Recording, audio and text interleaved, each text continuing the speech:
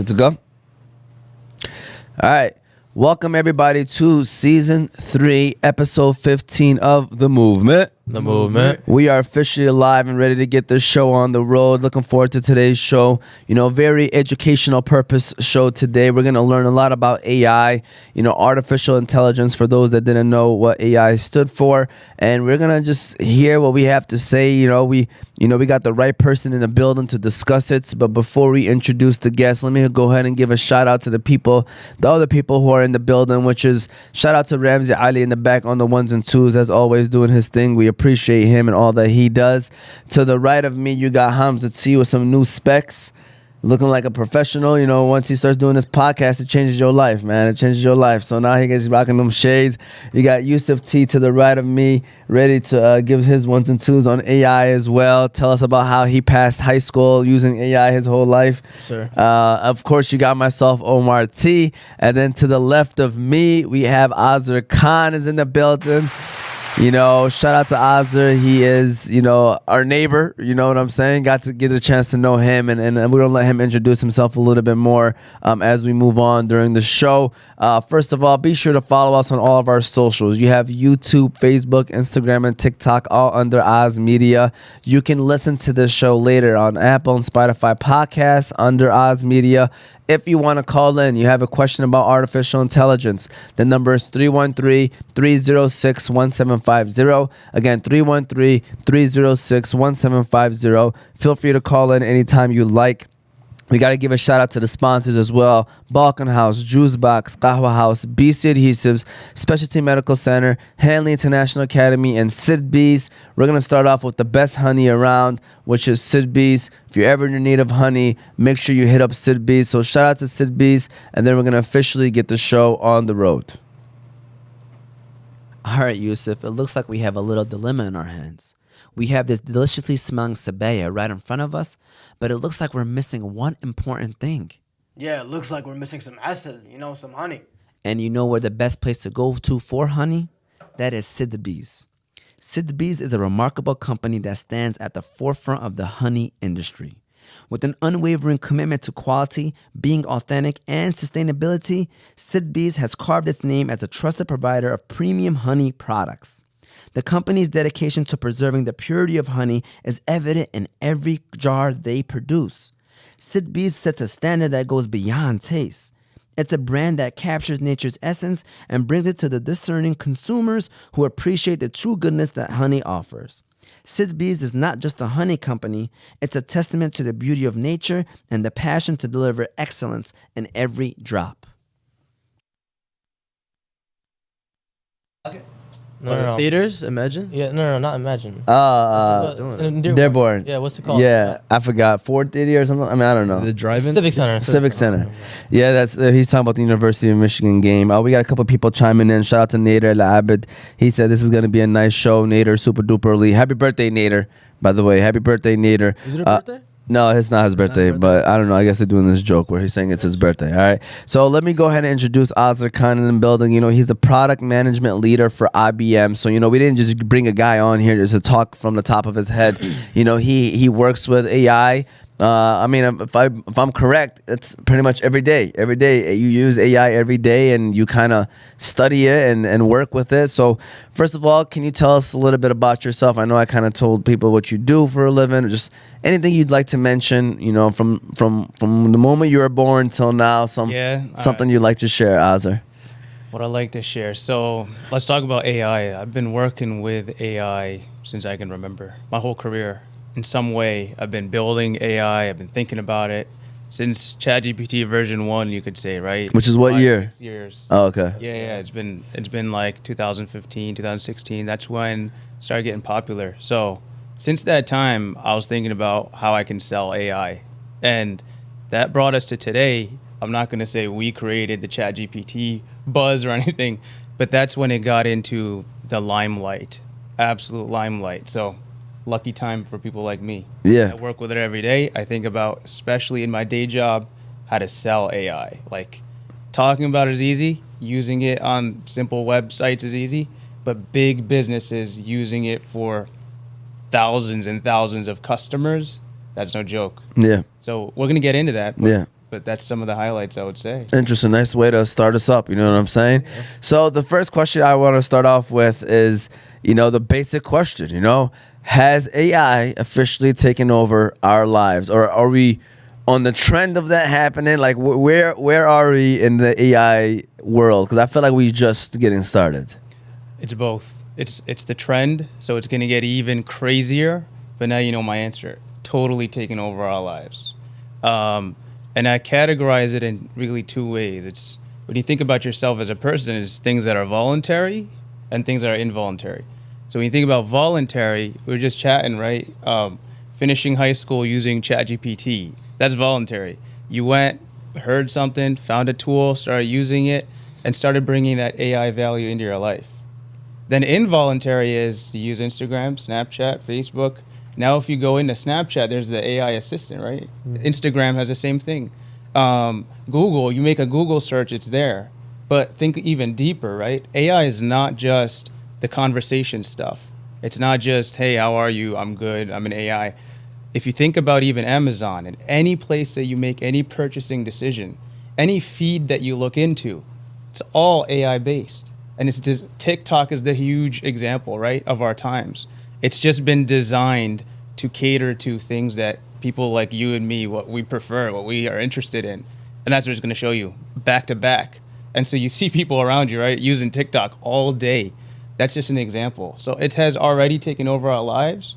But the thing is, it's going to get even crazier. It's going to totally surround sound us, like 360 degrees. AI is all around us, hopefully in a way that we like and we appreciate versus something that becomes an antagonistic force. And you mentioned that, right? And somebody might be listening to this, like for instance myself, who gets a little worried. You're like, you hear this, you'd be like, whoa, that's like, it's already kind of taking over our lives. Like, how much more is it gonna, impact us? And so, like, is this something that people should be worried about, or is it gonna be beneficial? Because people are still on the fence. Obviously, I think there's positives and negatives to it, but like coming from somebody who actually works with it every day, like, what's your advice, or what can you tell someone, like, hey, what to expect? And is it a good thing or is it a bad thing? Like, what is AI doing for us? It's definitely a good thing, right? If you just step back, forget all the AI buzz, everything, just think about AI. It brings you access to data faster. It makes you understand concepts really quickly by presenting it to you in a way that's really simple and easy to understand. And it basically makes everything more productive. So you're going shopping, well, it makes you spend less time browsing. If you're going on social media, it brings you the content you want faster. So that is a benefit, right? Absolutely, no matter how you spin it. Now, if you think about the negative of it, there's really a few dimensions of AI, right? So when you think about something like a ChatGPT, for example, I'm just using that because everyone knows about it, everyone uses it. So ChatGPT, they used a lot of data on the internet to create ChatGPT. Like, what is it? It's a bunch of data, like billions and I think in the trillions now with ChatGPT, the latest version. I think it's 1.8 or so trillion data points that they put into this model. 1.8 billion. So that's the full internet and any data that this company could have access to. And part of that data could be things that you've put on the internet and data that you've actually put out there. And so that's where then the, negative con comes in, because you can't really control what's already out there, number one. Now you can only have a forward-looking view. So if we look forward and say damage is done, water under the bridge, what's coming up, a lot of big companies like IBM, they're thinking about how to trust AI systems. So how can we make sure that there's ethics violations that are not being committed, that data privacy is important, that data being fed into models is approved by people. It's not just being stolen, right? So permissions being granted. All of those things are now brought into the picture. I think for consumer AI, if you're using Instagram, they're going to use your data. I mean, that's a given. You're signing up for the platform. They're going to use your information to make the platform better, right? Facebook, same thing. And consumer apps, that's going to happen. For enterprises, people that can actually get your money from you, right? Open up your wallet. Those enterprises are thinking about security, they're thinking about privacy, they're thinking about ethics, And that's really the real battleground for that question you're asking. So when you think about the cons for AI, it's really about exploitation and enterprises and big companies and how they're using people's data to their advantage. And that's where governments are actually creating regulations.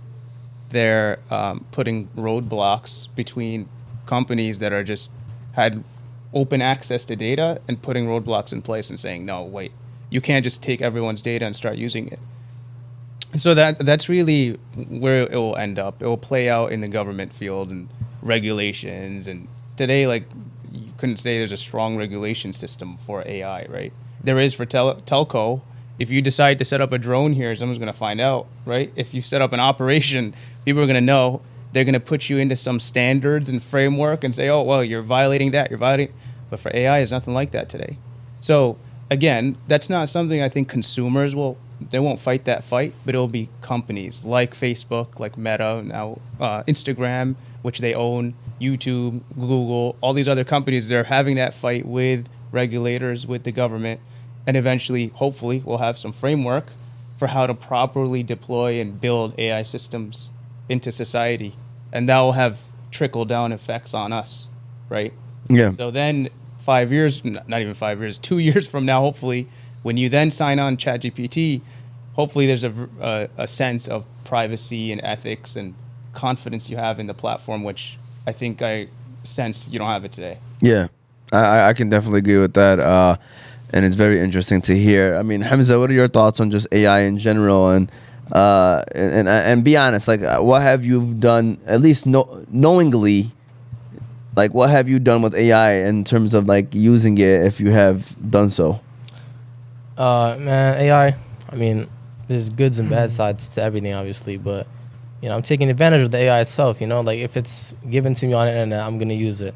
I mean, I used it for work sometimes, but, like, to help me out, give me, you know, some answers, and, I mean, it helps school, like, makes everything easier, but I don't know about the future of AI.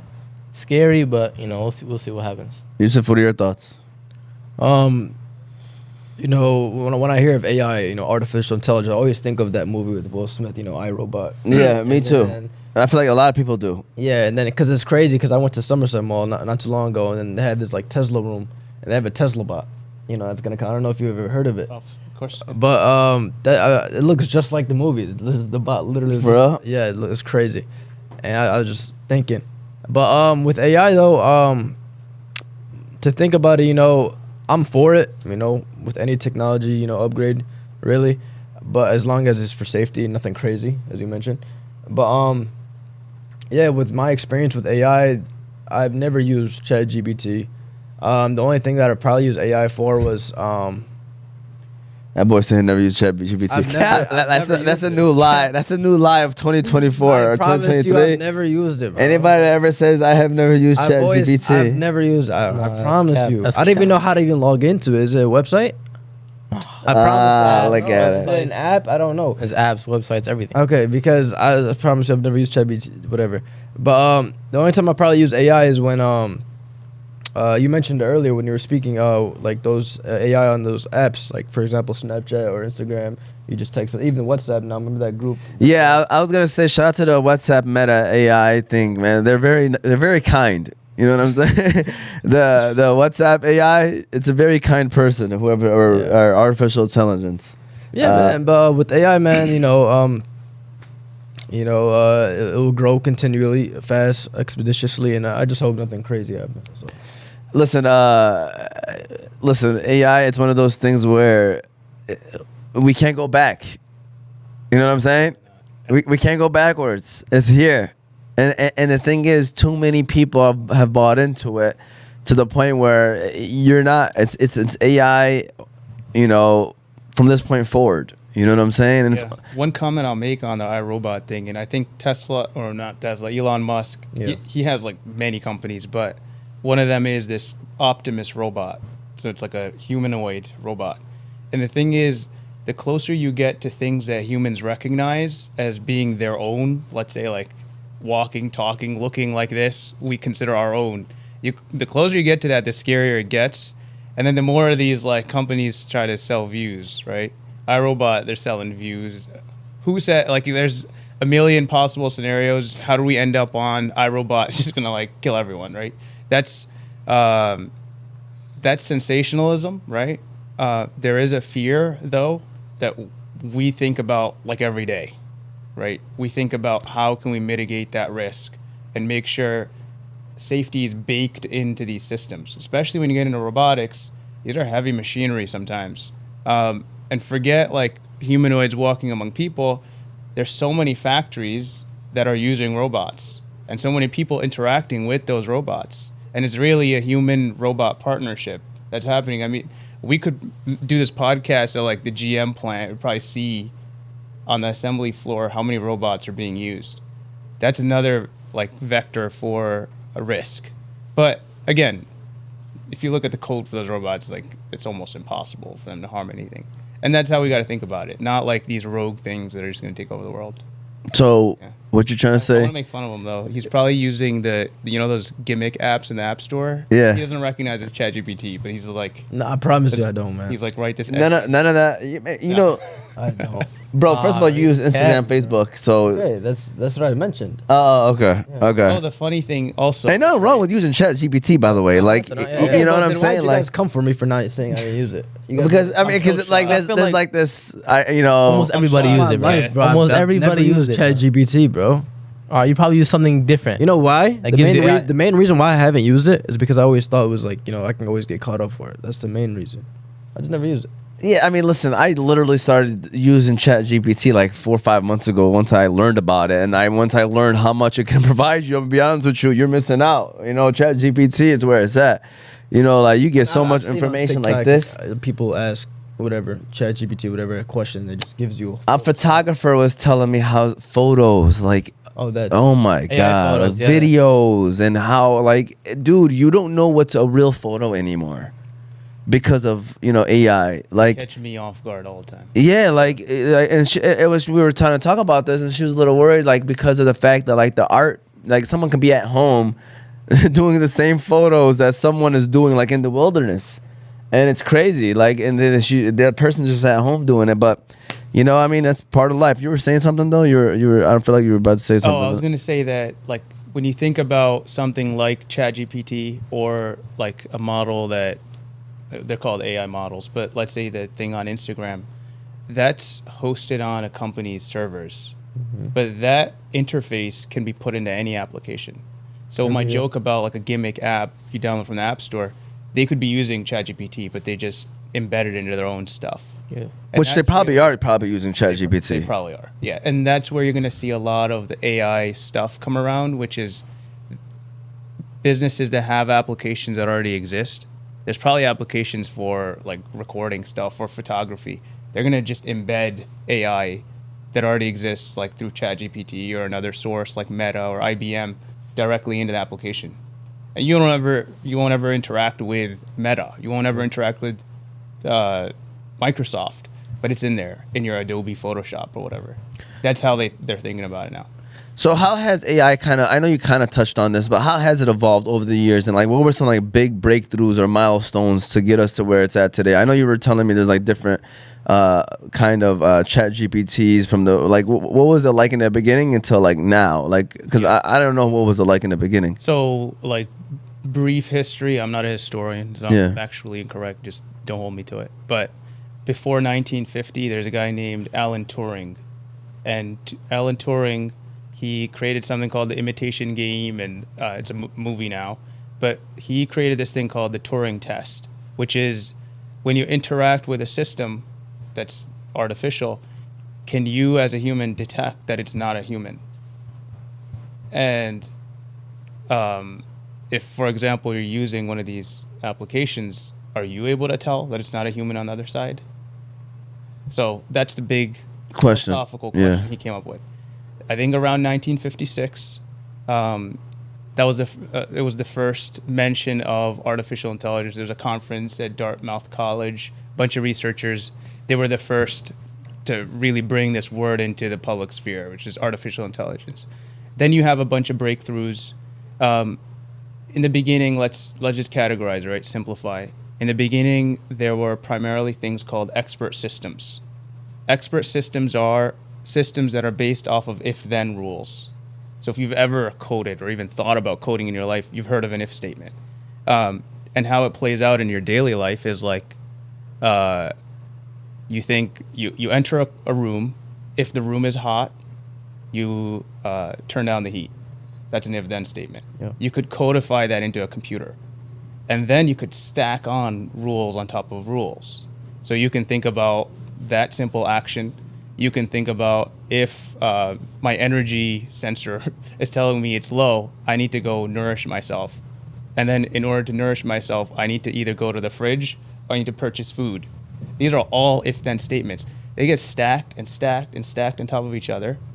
And then you have cool robots, but they're really limited in scope. You have cool things that can play video games, but they're limited a bit in scope. They can play checkers. That's a good example. Like checkers, you could literally turn into an if-then game. Those are called expert systems. The second then is a big new wave, let's say. It happened in like, I'm not even going to give it a time. I mean, this is all, a lot of it is happening in parallel, but you'd say the first big breakthroughs are expert systems. Second, statistical AI. What that is a simple example. When you take photos, you can look at a photo and actually like create a box around anything that's a cat, a box around anything that's a dog, a box around anything that's Yusuf, okay? And you can pass it into an, basically you turn it into a mathematical function. And that function, it's just like a y equals mx plus b, literally, but it's a lot more complicated. And when you pass in a picture to it that doesn't have any of that labeling on it, it can tell you if there's a Hamza in the picture or a Yusuf in the picture or a cat or a dog. So that's statistical AI. That's based on probabilities. It's based on algorithms, based on statistics. And the third big wave is what we're in now, which has been around for a while. It's just gotten into the public sphere because of unique interfaces and UI, let's say. UI is just user interfaces. So like when you go to a website, that's what you're seeing as a UI. The third is really like generative AI. Generative AI, it doesn't need you. You know how statistical AI, you told it, this is a box with a picture of a cat. Generative AI doesn't need you to do that, but it's fundamentally a bit different. So generative AI is like, again, if you think about movies, there's IMDb. IMDb has reviews. Generative AI, what you could do is take all the text on imdb.com, all the reviews for, I don't know how many, like millions of movies and shows, along with their rating. So you have a review and then you have a rating with it. So the person wrote the review and then said, I'll give this a 1 star, I'll give it a 3 star, a 5 star. And you pair those two together and you just pass it into a system. And the system knows that when someone uses text like this, negative, not happy, not particularly didn't enjoy, it's usually associated with a 1. If someone comes in, writes a review and says, wow, best movie ever, it's usually associated with a 5. And so the system can then do this sentiment analysis and say, okay, if you pass me this kind of text, I know generally the person is happy or I know the person is sad. That's an example of what was the building blocks for what we call today generative AI. Today, what's happened is they've simply flipped the script, let's say, and they turned this whole text blob, which is the internet, into something, I'm not going to get too complicated, but it's like a, imagine you have this room, and this room is just full of words, and words that basically are next to each other. So you have like podcast, you have Omar, you have Hamza, you have chair, you have microphone, you have red dot, you have coffee, all around this spot in the room that's associated with podcasts. Then you have like another part of the room where it's a space that's just talking about hospitals. So you have hospitals, you have nurses, you have PAs, you have hospital beds. All those words will be near each other.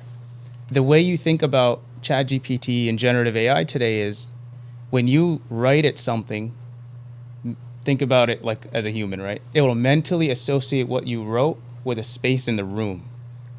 And when it thinks about that space in the room, it predicts that okay, the input I got is this question or whatever. I'm going to use the next likely word that would answer that person's question. So they'll go word by word. They will literally say, this is the next possible word. This is the next possible, highest probability that this is the next word. And it will just keep doing that again and again. And then you get these answers from these GPTs and generative AI tools. Now, it's a lot more complicated than that, but it also has a sense of attention, and it knows what it said before. And there's all these cool things that happen. Yeah.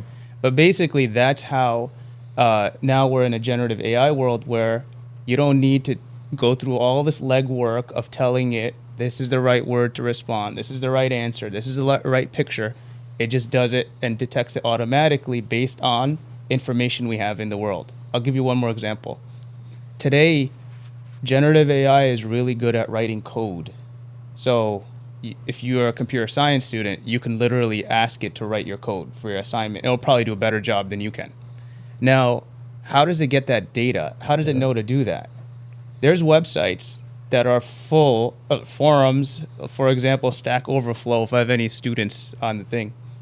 It's full of people writing code and then saying, yes, this was helpful, or no, this wasn't helpful. So someone will go in, ask a question, say, guys, I'm stuck. How do I write this algorithm? It's called merge sort or whatever. And then someone in the world will respond and say, this is how you should write it. And they'll share the code. And then you will answer it with, thanks, that was really helpful. Or you'll say, helpful or not helpful. They'll take that and just feed it into the system.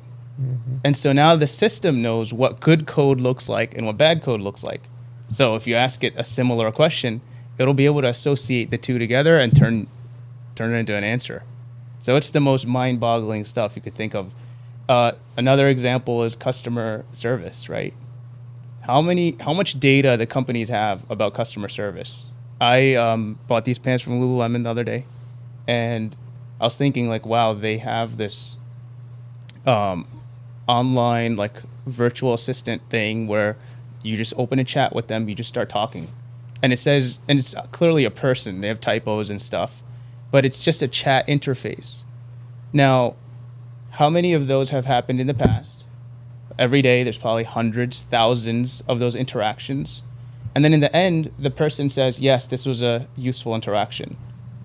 It was very helpful. They'll ask you, like, was this helpful? You'll say, yeah, it was helpful. And you won't even think about it, just press the button. That data then you feed into these systems, and it'll really easily be able to create new interactions and generate. So that's what generative AI comes from. Generate new responses. It's based on data that it's seen before, but it's still new in the end of the day because it'll say things that have never necessarily been said before. So that's how 3 phases, right? If I just summarize one more time: expert systems, which is if-then statements; statistical AI, which is you give it a sense of what's right and wrong, and you let it basically give you an output. And then the last is generative AI, which is like new paradigm and shift in the way we think about AI. Interesting. Definitely interesting. We're going to do a quick little pause break, and then we're going to dive into like businesses and what they've been using and stuff like that. So shout out to Hanley International Academy. And we hope that you guys are enjoying so far this conversation about AI and learning. That's the most important thing, is you're learning a little bit too. So shout out to Hanley International Academy. You know, Yusuf, you seem like a pretty smart man. What elementary/middle school did you get promoted from? The one and only Hanley International Academy. Hanley International Academy is a school that treats every student and staff like their own family. It's even in their vision statement, educating your child like our own. Their location is 2400 Denton Street, Hamtramck, Michigan. Their phone number is 313-875-8888. The academics there are great. The athletics there are great. Thank you to the staff and administrators at Hanley for educating our leaders of tomorrow. Yeah. All right. Well, listen, first of all, I got a couple comments. Big Bro Moti said AI is one of the greatest basketball players of all time. Hamza don't even know who it is. Hamza, please tell us who AI is right now. On the spot, you win the questions game before the questions game. AI? Anthony Edwards, bro. Close. All right, that was close. Right, All right. Here we go. Moti said, I can get you 50% off them Lululemons from Uncle Nash Steals and Deals. By the way, we have an uncle that just somehow always has deals. And so now his new name is Uncle Nash Steals and Deals. And Say less. Real Lululemon, by the way. He's actually not joking. All right, with that said, let's keep things rolling. So my next question to you is, in what ways is AI currently impacting industries, and what potential future disruptions do you foresee? So, I mean, I guess the word disruptions is a strong word, but I guess in what ways, I know you kind of touched on this too, when you kind of originally did your statement, but like maybe you can dive into it more. Like, how is it impacting different kind of industries? Like, we can go from one industry to another. So maybe I'll just hit you with the industry and you tell me how it's impacting that. All right, let's start off with the marketing industry. Content generation is one. Tailoring content to the right audiences, that's another. So when you think about content generation, marketers are sending emails, marketers are creating websites, marketers are writing copy all the time. And so what marketers want is, if you go to the really basics of it and boil it down to the pain point, they really can struggle from mental block. And ChatGPT will help you get over mental block. You can write all day by yourself, and you don't need ChatGPT to do that. It's just that like spark that you need to then get you rolling. I know everyone's experienced that. So that's the big thing, right? It's content generation and writing emails and writing copy for your website and all that stuff. That's the big way that marketing will be disrupted. Now, that's just on the text side. So when you talk about images, marketers don't need to go out anywhere and set up fancy backgrounds and take pictures. They can just tell an AI, here's a picture of me, put it in front of the Hagia Sophia in Istanbul, and make the Hagia Sophia in pink. And it'll literally do that instantly. So there you go. So marketers, when they think about their work, they have a text element, they have a picture element, and then they want to tailor to the audience. So they've written text, but that text is not going to work in Singapore. It's not going to work everywhere around the world. So AI can translate it effectively because, again, there's so much data of people translating English to whatever language. And then it can make sure that certain personas, which is, let's say your ideal customer is a mom or your ideal customer is a dad, it'll put it in language that they understand. So bam, that's like what? How many layers of impact ChatGPT has just in marketing? How about medical? Medical. So doctors, nurses, PAs, I think doctors. They're writing notes all day about their patients. Why doesn't ChatGPT, or I just call it ChatGPT, but generative AI, why doesn't it just take the first draft and the first pass and then have a doctor or a nurse or PA just do the review and improve and tweak and make sure it's factually correct? How many hours does that save? A ton, right? You're building all that information from scratch. You're relying on tests that have happened, blood tests, other kinds of tests that you've done, CT scans, MRIs. It can just take that information by itself. You pass it the image, and it'll be able to tell you what's going on. And then you check it. Humans check it. Humans are always in the loop, by the way, for most of these cases. So that's one solid way. Another solid way is if you do an MRI on someone or a CT scan, I think they're both the same thing. My ignorance is showing. So you do that scan on someone, the output is going to be some image just like looks black and white. You don't know what's going on. Well, AI can help you figure out where the hot spots are or risky spots, places where you need to investigate further. Or if you train the model even further than that, AI, it can even tell you where you might have the beginnings of cancer or where you don't have the beginnings of cancer, saving time, making it more effective. Just keep going down the value chain. So let's talk about administration.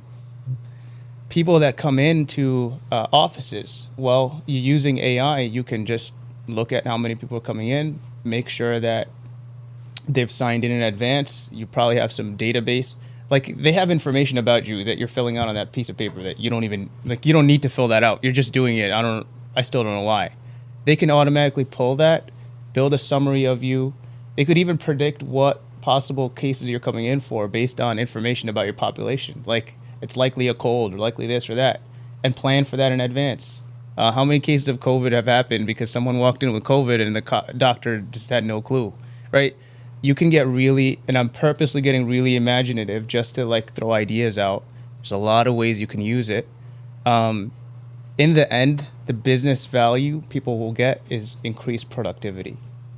You increase productivity by automating stuff, by generating content, and by making assumptions about people based on data that you have about them. That really helps other industries. And that's what I was gonna say. The last one I want to know about is the food industry. Food, okay. Food is interesting. Let's say you have Qahwah House. That's your sponsor. Shout out to Qahwah House. Qahwah House, I don't know if they have an app or anything. They do. They do, okay. Well, Downloadable on all your devices. downloadable all your devices, okay. So they have baristas and people that serve drinks and have expert knowledge, let's say. So you could go to them and they would know about what Qahwah House offers more than anyone else, let's say. You could take their knowledge, let's say that they communicate verbally, you could record them, or you could, if they communicate via text or some other tool, you could capture all that data and feed it into an AI model, and the AI model would be just as knowledgeable as they are and would be able to answer questions tailored specifically to Qahwah House. That's one example. Another example is maybe you don't want your baristas to spend that much time like talking, and maybe you just want people to be working in the back instead of like you just want to increase the output of drinks, let's say, or desserts. Well, what you could do there is you just have ChatGPT or a similar tool take orders from people. Why can't it take an order? It can know your menu, it can know what's a valid order versus not, and it can take the order. And if someone has a question about what's an adani shahi, it will be able to answer that easily. And so you could think about it from a whole new paradigm of you don't need to rely on these humans. They could be having a bad day, the customer service could suck, whatever, and you replace it with an AI system, or better yet, augment them with an AI system where they offload a lot of these expert knowledge question tasks to the AI, or even some of the ordering to AI. They just do a quick verification, and orders go directly into your Square or whatever the heck you use, right? So that's how we think about AI in like food, but there's like millions of other possible scenarios. Thoughts so far, Yusuf? What do you mean from what you're hearing? You know, with with the AI stuff, you know, I feel like a lot of questions that you have, you could find off just from the website alone instead of AI. And I feel like people who use AI are more of, you know, people who want stuff done for them, if that makes sense. Which is everyone, because at the end of the day, people can take the load off of themselves. They take that option 10 out of 10 times. Less stress. Yeah, You're doing the work. And then you yourself. can also do other things. You know what I mean? If you got an automated tool that's handling that stuff, you know, why would you not want to take advantage of it? Especially like in a way, I mean, I don't want to say it's free, but you know, it's kind of like out there for people to use. You know what I'm saying? It's Yeah, like a what- Netflix subscription or Peacock, whatever. You just pay a fee and you can use it anytime you want. Yeah. Yeah. What do you think, Hamza? What are your thoughts? Man, like when I use like ChatGPT, like sometimes I use it just to explore like what can I do with it. Man, like when it first came out, like when I first saw it, you could search up, like you could tell them like how to make a potion, how to make a poison potion, how do I do this, like, and it'll give you the answer. Like it just like blows my mind. And then but like a month later, we do it again. Oh no, that we can't do this is that. It goes against community guidelines. But ChatGPT itself, it's very nice. I mean, I like it. It helps me a lot. And when you said about the reviews, like, you know how somebody writes a review and then like puts a 5-star. What if they don't write a review at all? They just put the stars. How does it affect it? You would filter data, right? So you have many reviews that have text and so you just wouldn't use likely that specific data. Yeah. Well, yeah. It's as simple as that. So to your other point that being able to search something and then not being able to search in the future. Yeah. The reason it knows about how to create poison or do other bad things is because it's just looked at all the data on the internet.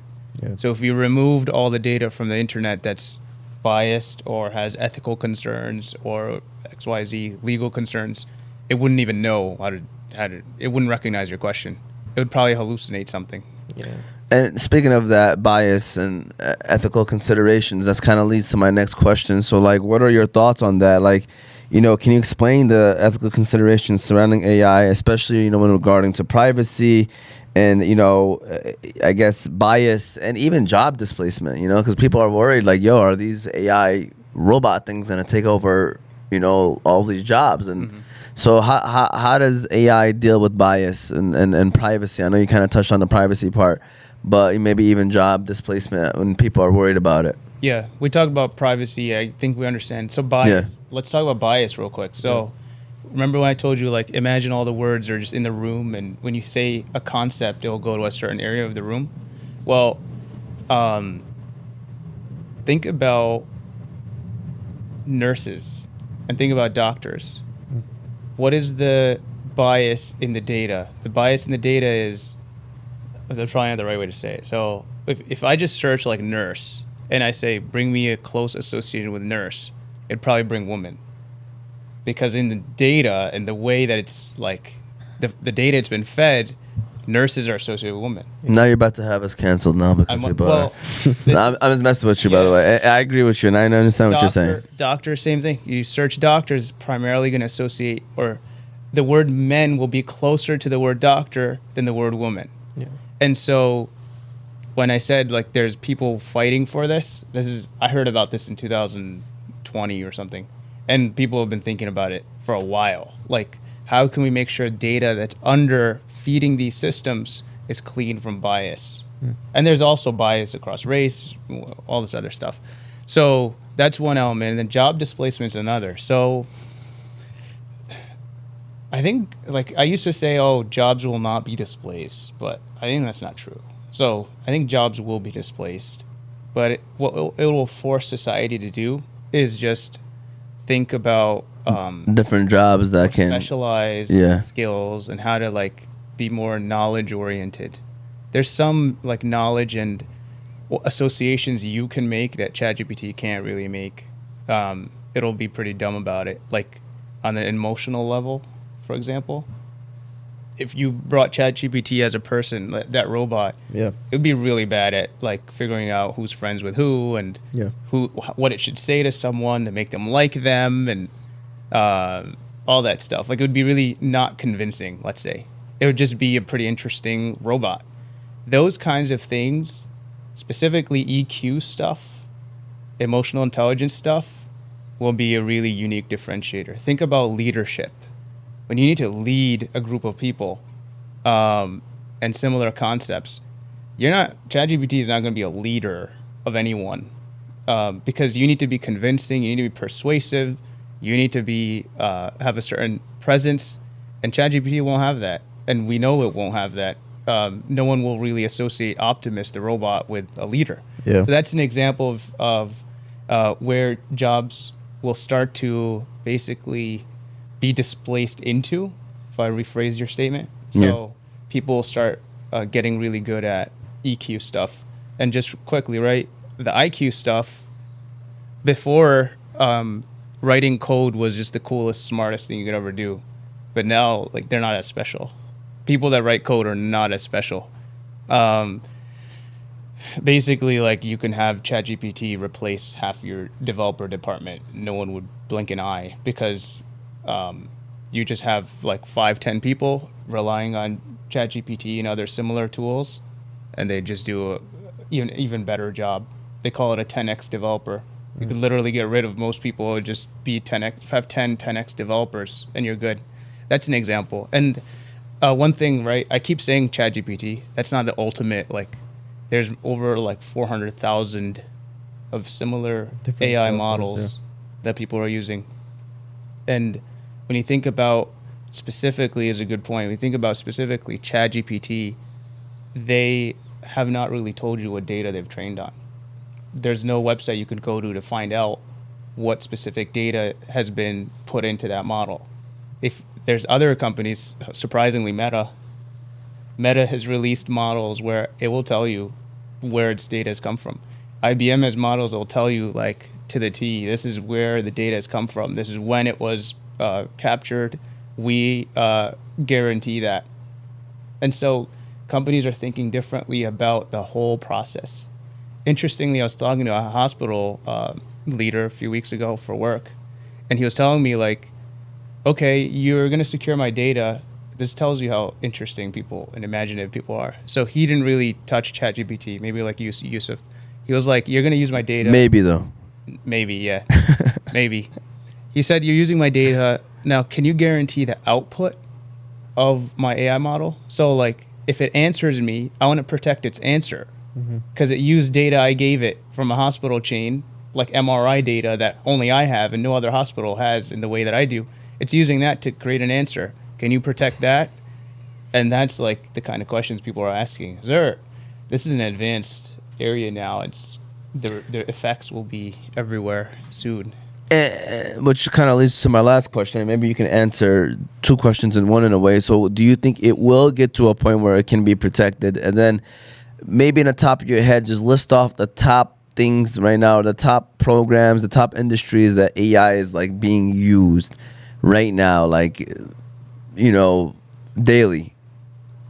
So I think it will be protected, but has different elements. So people can create their own models today. So you see governments, like for example, the US, AI models use certain chips to be created. They're called GPUs. If you ever PC game, do you know what GPUs are? Yeah. Graphics card. Basically, like NVIDIA is a huge company that creates GPUs. And NVIDIA distributes GPUs all over the world. It's a US-based company, I think, technically. So the US has put regulations on NVIDIA that you need to basically slow down the GPU when you sell it to China. That's an example of like how this is really playing out. Now, will it be protected? Anyone who has a GPU could technically create an AI model. It doesn't need to be a huge one. It can be still something that's meaningful. So you're going to see in the future people that are more rogue actors create their own models, get access to GPUs on some black market, whatever. It might take them a little longer to create their model, but it's going to be created. It's going to be used for evil, for sure. There's no doubt, as all technology is. It's also going to be used for good. And hopefully we're on the side where it's going to be more good than evil. Where it's going in the future, I forgot to answer that question. What every company is striving to now is something called AGI, which is artificial general intelligence. What that means is your Optimus robot is literally a human. Like, you can't tell at all.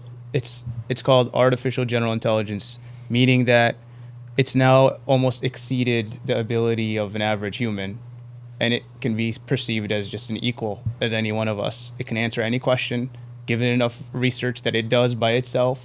It can operate autonomously, independently. It really doesn't need us to operate. And companies like OpenAI, that's their mission. They want to create artificial general intelligence. They're coincidentally the creators of ChatGPT as well. Create them to do what? That's a good question. I don't think anyone has a solid answer for that, because they're going to definitely be part of society in some way. They might explore outer space for us. That's where the question comes in, like, how are we going to use these things in the future? Because, like, if you want to use it for a source of control over your population, or as like a police force, or like an iRobot thing, you could do that. But if you want to use it as something that augments capabilities of a human, like think like Avatar maybe, where this thing like makes it out to Mars, it uses intelligence that only humans have in the universe that help it create and survive, and then like you just transplant your mind in there. Like it could go anyway, but that's the future though, for sure. And many people predict within 5 years we'll get to AGI. Others are skeptical, and they say it's not going to happen. It's going to take a much longer time than that. But the elements and the basics of it are there. The foundation of it is there. And actually, people who use these tools today are fearful because it already looks like AGI. Only when you start lifting the covers, you realize it's not actually AGI yet. This is all interesting information. I mean, listen, this is one of those educational shows where we knew that we were going to just try to share as much information as we can on a specific topic. And today's topic obviously was about AI. So for those that are watching or eventually watching, we hope that you're learning something. I feel like this is one of those, you know, if you're like a teacher in a high school classroom and you want to teach your students AI, you know, you have them take notes and listen to everything you just said and jot down and see some of the takeaways that they can have. But we're going to give a shout out to one more sponsor, Ramsey. We're going to give a shout out to BC Adhesives. And then we are going to get to the question game and then some motivation as well from Azer as well. So we're looking forward to his motivation. So shout out to BC Adhesives. And then we will continue on with the questions game and some weekend motivation. You know, I believe it's very important for every team to stick together. And what I do here at Oz Media to make sure we are all one glue is I stop by BC Adhesives. Yeah, I don't know if that's what it's used for. Nah, Yusuf, it's not. But you can go to BC Adhesives for all your industrial adhesives needs. They do food packaging, book binding, product assembly, and many other industrial services. So if you're in need of adhesives for your business or having trouble with your current adhesives applications, you can contact them by phone 1-888-679-9825 or go to their website at www.bcadhesives.com.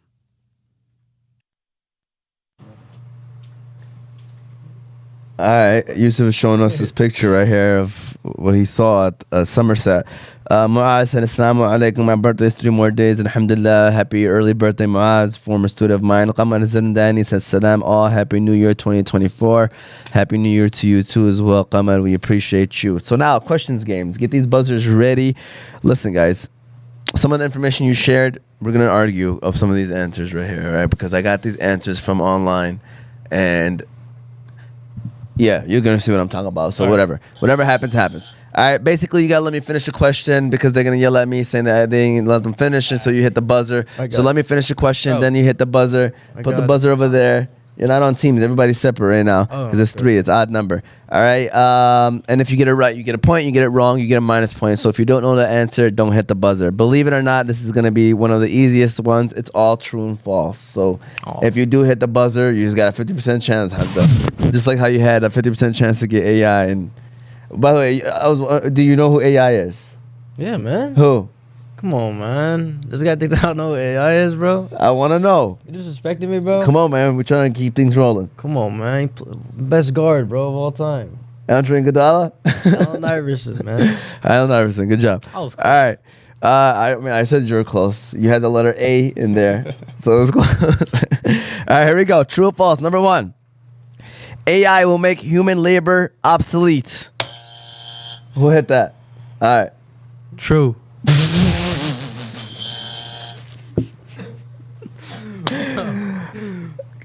False. That's false. Yes. All right. That's what I got down here. Bro. He didn't know what absolute mean. That's Yeah. Bro, I know what absolute means, bro. Well, you're not even saying it right. It's obsolete. That's what he said. He said absolute. I got you right there. That's Hamza T, everybody. Zoom in on Hamza T, please.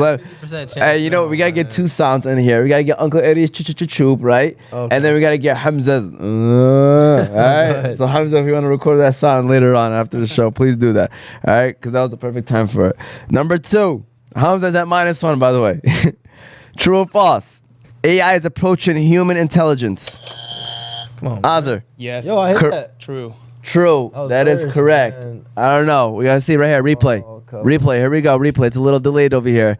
I told you there's going to be some arguments happening. Oh, No, he got you. Yeah. Really? He got you. All right. Here we go. 1, -1, 0. If Azer gets it, it's an automatic victory for him. If Yusuf gets it, we got ourselves a tie. True or false? AI is inherently biased. Who hit that? I did. You said true. AI is inherently biased. According to what, hold on. Inherently biased. Oh, that's true. Listen, for the answer, I have false, but I'm going to let you say the answer to that. It's neither. Yeah. But according to what he was saying, it was true. Come on. Yeah, from what he said, it was true, but from the answers that I got, it was saying false. But it's all Wait, about the information. It's all about the clarify. information that you're receiving. You know what I'm saying? Clarify. So part of it is true, but I told you that people are making changes, and some of it is now that's turning the question false. So some people are making sure bias is not in the picture. Okay.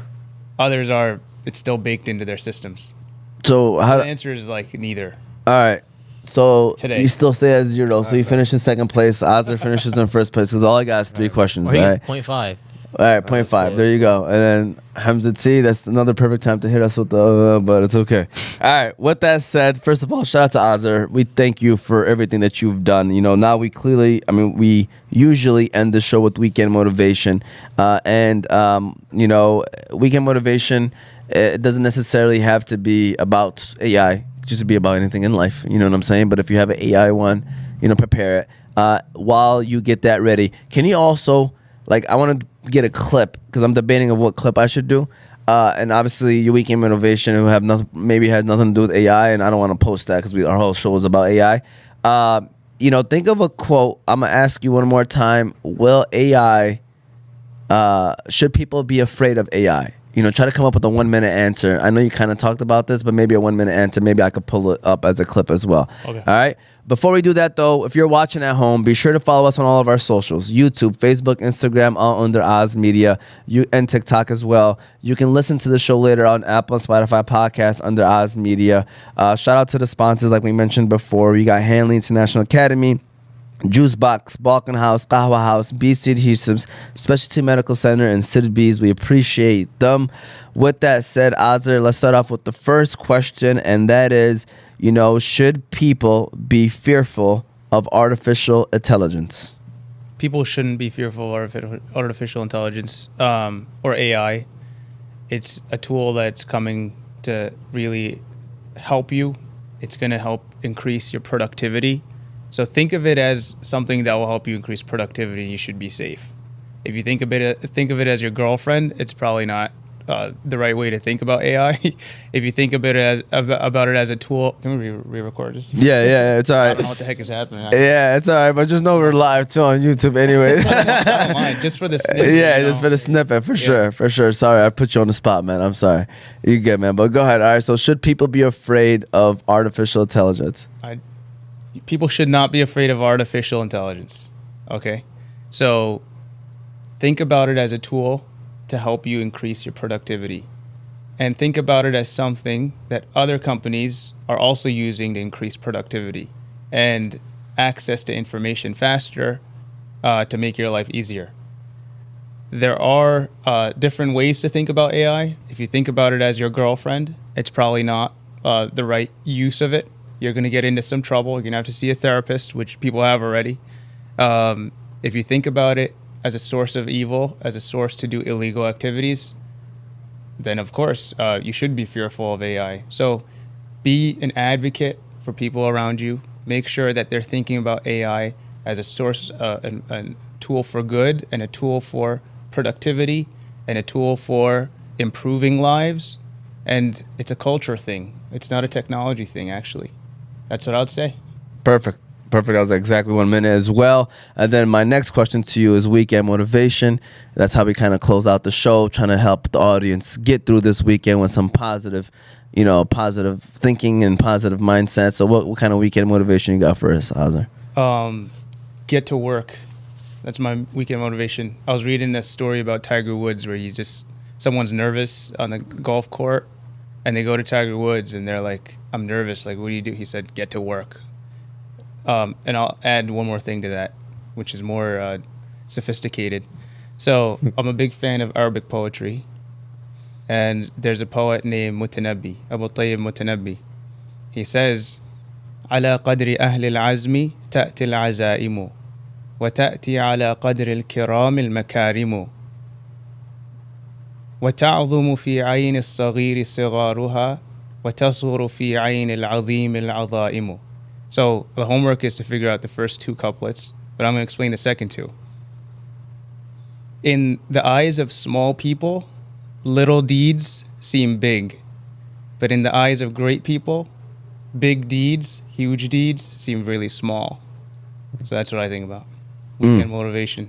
Wow. Life motivation. That was deep. It was. I'm still trying to wrap my head around that one. I'm going to have to rewatch that last minute of the show. You know what I'm saying? Hamza T, any final words, final comments?